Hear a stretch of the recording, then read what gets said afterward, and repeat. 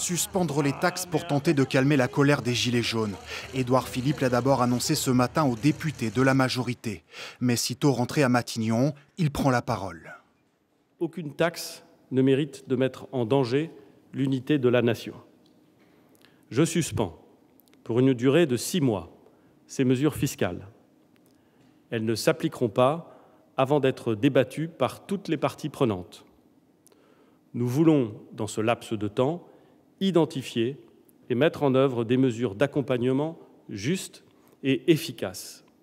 Un moratoire pendant 6 mois, d'abord sur le carburant. En janvier 2019, les taxes devaient augmenter de 6,5 centimes pour le gazole et 2,9 pour l'essence.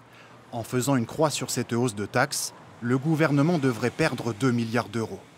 Moratoire aussi sur le prix de l'électricité, qui devait augmenter de 4 à 7 % l'an prochain. La hausse des taxes sur le gazole non routier pour les professionnels est aussi reportée. Même chose pour le contrôle technique, qui devait devenir plus strict et donc plus cher l'an prochain. De quoi satisfaire les députés de La République En Marche. C'était nécessaire pour retrouver l'apaisement dans le pays. Je crois que ça, c'est première étape. Cette pause, cette suspension, le temps que soit imaginé dans la concertation sur les territoires de nouvelles mesures d'accompagnement pour les citoyens, pour les acteurs. Je pense que c'était important qu'il y ait des mesures d'apaisement qui puissent être adressées aux Français.